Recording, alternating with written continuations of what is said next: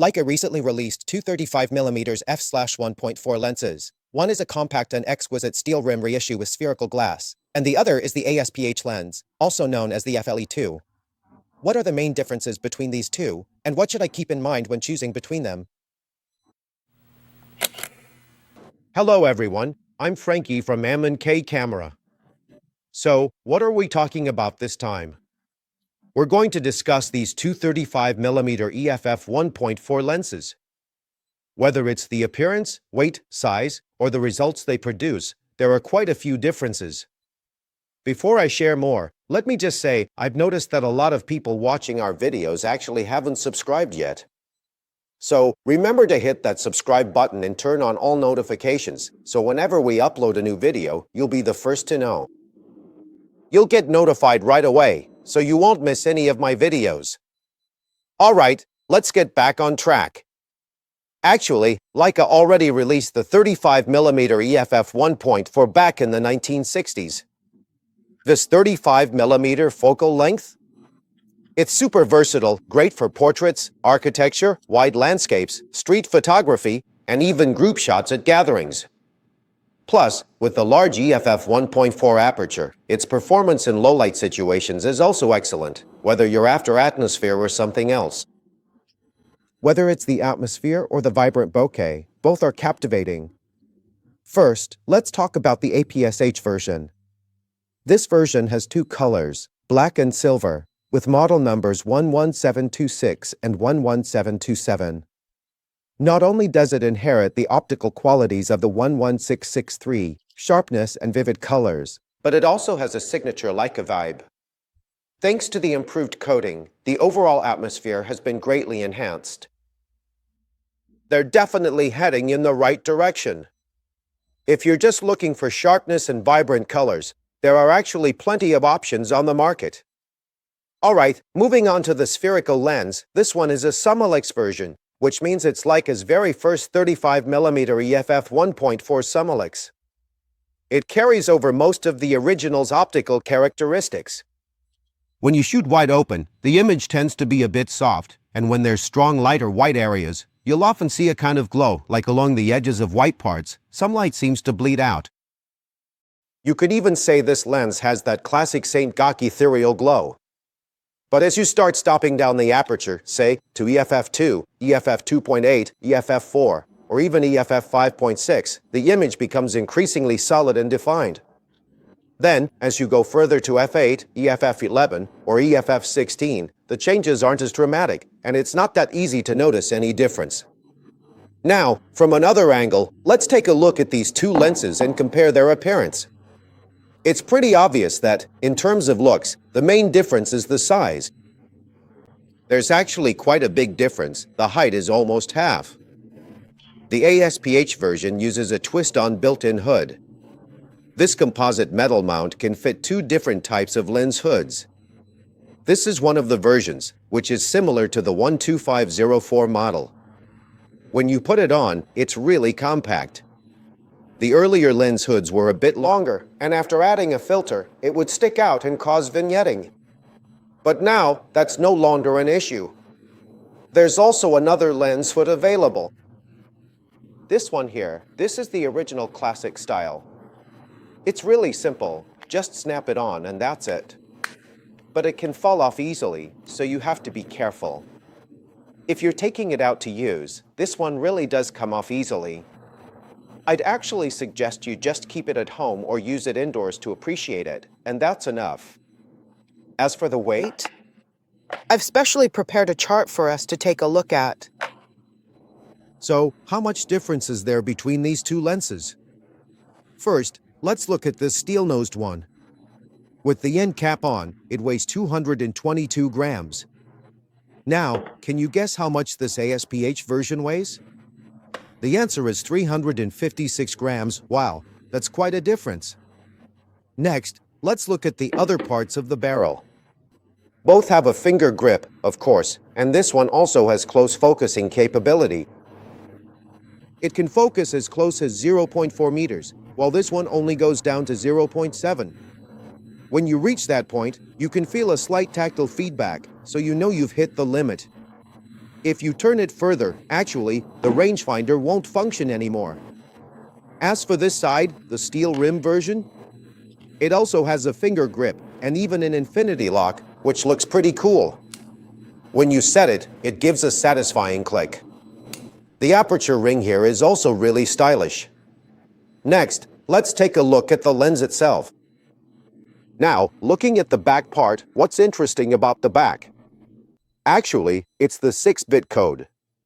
Although both are 35mm EF 1.4 lenses, the 6-bit codes are different. This proves that, on the computer side, you can actually tell which specific 35mm EF 1.4 lens was used just by looking at the photo data. As for the filter size, both use 46mm. Yeah, the size is the same for everyone, 46mm, so you can screw it on easily. But here's a small tip. When you're using a steel mount, it's recommended to use a black filter. That's because if you use a black filter and then screw the hood back on, the overall size won't be as bulky. Now, if you use a silver filter, it ends up looking like an extension of the lens, making the lens look kind of bulky and intimidating.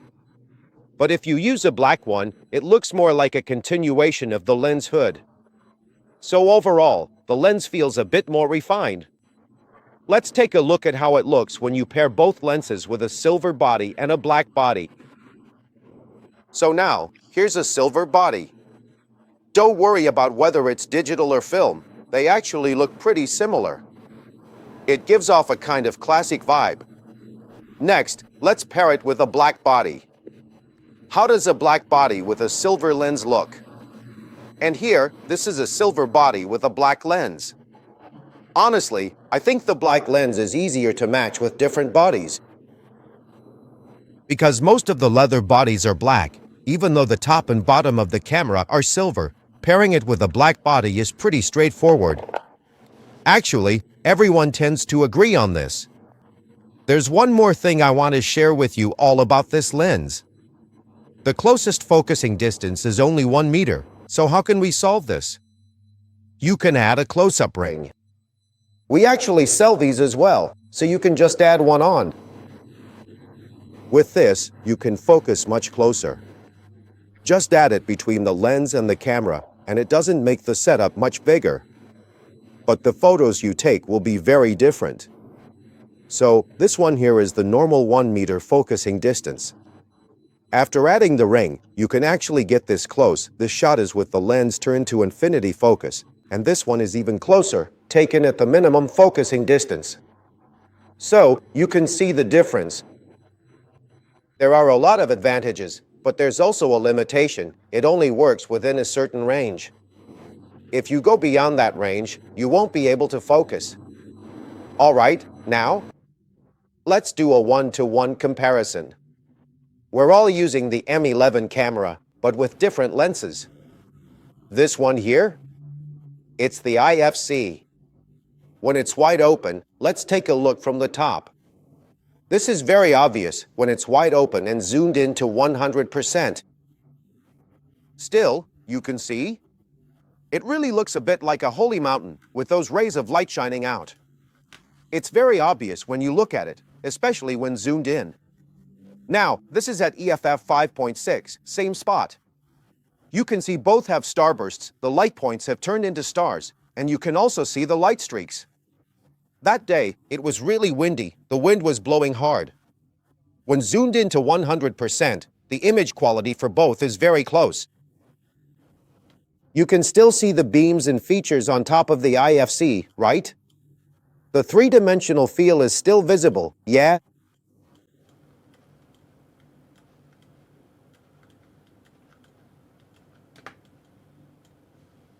All right, let's take a look at the lights down here. This part is also very similar, but the only difference is the rice grain lights. The star-shaped lights, there are some differences between the two. The style is a bit different. Okay, now let's switch up the environment and go shoot at church. There are also some posts here. I deliberately tried out different positions to see how it would react. So now it's at 100%, and you can clearly see that with the steel nozzle, some of the light seems to be leaking out. Compared to ASH, it's not as sharp. Everyone's got the f5.6 aperture now. Let's take another look at the comparison. Wow, this is really very close already. Maybe there's just a little bit of light bleeding through, just a tiny bit more. Even with the spotlight here, the situation is very similar, showing how it performs in low light conditions at the pier. And also, looking at these windows down here, since you're using ASPH, it really is a bit sharper. You can see, look, these tiny details here, it's getting even more pronounced. This is another scene, but from the same spot. Let's check out the statue. Look at the statue here. It really brings out that metallic, steel-like feeling. And here, there's just a slight bit of blur. It really brings out that ethereal vibe. In comparison, the ASPH version feels a bit duller, kind of just ordinary, you know? That's the difference you can see here. Just now, I managed to capture a statue, but the feeling that comes out is different. As for the light and shadow here, it's because there was a car passing over the flyover above, so it cast a shadow, nothing to do with the lens itself. Now, with both lenses stopped down to EFF 5.6, let's take another look at the differences between them. You can see it right away. All right, the sharpness here is actually very close to the ASPH version. As for the blur here, it's just because there was some wind, so there was a bit of movement. Let's take another look at the wall textures. The details, wow. They're pretty much the same, honestly. Let's check out these shadow areas. They look extremely similar. Yeah, that's right. But when it comes to contrast, you can see there are some differences. All right, so these are just a few of the comparison shots between A and B.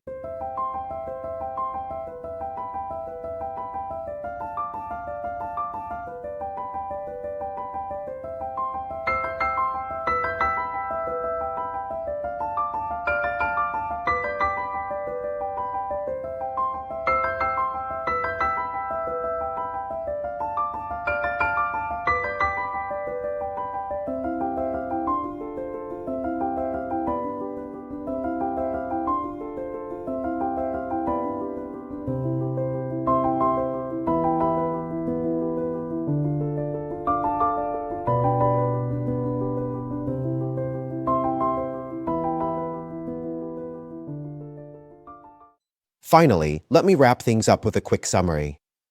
Both of these lenses are really good, but they each have their own unique features. The Reissue steel version? It keeps most of the original elements. Whether it's the look or the vibe, it's very close to the original. Compared to modern lenses, it's got a lot of character. So, for those of you who already own a Leica M film camera, Why not give it a try? For shooting film, as long as you know the characteristics of this lens and it suits your needs, then it's all good. Whether you're a beginner or a seasoned photographer, it'll work for you. Plus, it's compact and lightweight, and in terms of price, it's about Hong Kong $10,000 cheaper than the ASPH version. As for the ASPH version, it has a definite advantage in optical performance, with solid data to back it up. It still keeps that classic Leica vibe, and its color and sharpness are both excellent, especially at close range. The focusing distance breaks the usual 0.7 m minimum of regular M lenses, though this only works on digital cameras. While you could use close-up adapters with other versions, this lens is far more convenient. You avoid the risk of dropping gear or the hassle of constant swapping. It is simple and direct, just twist it and go. That's it, you'll avoid unnecessary risks too. That's all for these two lenses. What do you think? Leave your thoughts in the comments. If you enjoyed this, please like and subscribe. Thanks for watching. See you next time. Bye.